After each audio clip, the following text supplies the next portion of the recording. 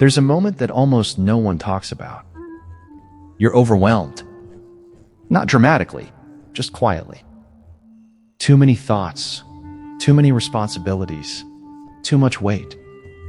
Someone notices. They pause. And they say, "Hey, do you want help?" Your body reacts before your mouth does. A tight smile. A small shake of the head. "No, I'm good." And the moment passes. If that sentence felt familiar, this video isn't an accident. Because people who avoid asking for help don't usually think of themselves as struggling. They think of themselves as capable, as strong, as independent. And psychology has something very uncomfortable to say about that. Let's start here. Some people learned very early that asking for help came with a cost. Maybe help arrived late. Maybe it came with judgment. Maybe it came with reminders, "After everything I've done for you." So the brain adapted. Not loudly, not consciously, quietly. It learned that needing others felt unsafe. Psychologists call this hyper-independence, but that word hides the truth. This isn't confidence. It's self-protection. These people become impressive adults. They solve problems fast. They don't panic easily. They rarely ask questions. But inside, their nervous system is always on guard. Because asking for help doesn't feel neutral. It feels like exposure. Does this sound like someone you know? Or maybe, like you? Here's where it gets more subtle. There's another group who don't avoid help because they don't trust people. They avoid it because they don't trust their own worth. They feel valuable when they're useful, when they're contributing, when they're holding things together. Psychologically, their self-esteem is conditional. If I give, I belong. If I need, I'm a burden. So they become the dependable one, the strong one, the one others lean on. But notice something important. They rarely lean back. Asking for help would flip the roles, and that feels dangerous. Because who are they if they're not the strong one? Pause for a second. Have you ever felt guilty for needing support? As if your struggle inconvenienced people? That's not maturity. That's a belief learned too early. Now here's a pattern people mistake for confidence. There are individuals who are deeply invested in how they're perceived. Not in a flashy way, in a competence way. They are the reliable one, the calm one, the one who always knows what to do. That identity took years to build. So when they don't understand something, or feel overwhelmed, or need assistance, their brain doesn't think, "I should ask." It thinks, "I can't let this image crack." Psychology shows that for these people, vulnerability doesn't feel emotional. It feels reputational. They don't fear rejection. They fear disappointment. So they struggle quietly. Google obsessively. Overwork. And no one sees how close they are to burning out. Does this sound familiar? Think of someone who always seems fine until suddenly they're not. There's another pattern that hides even deeper. Some people avoid asking for help because they don't trust what will happen after they open up.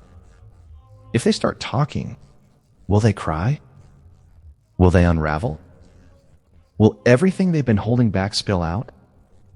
Psychology calls this emotional containment fear. When someone has spent years suppressing emotions, vulnerability feels like opening a door they won't be able to close. So they minimize instead. It's not that bad. I'll handle it later. Other people have it worse. But the cost of that control is disconnection, even from themselves. Let me ask you something quietly. Have you ever avoided asking for help because you didn't want to feel everything that came with it? that avoidance isn't weakness. It's fear of emotional overload. Now let's touch a pattern almost no one recognizes in themselves. Control. Some people don't ask for help because help feels unpredictable.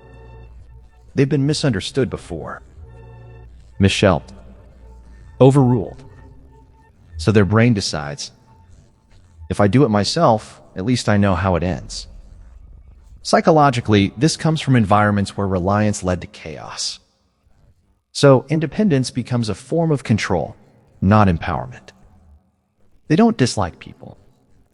They dislike uncertainty. But here's the hidden cost. Carrying everything alone teaches the nervous system that the world isn't safe to lean on.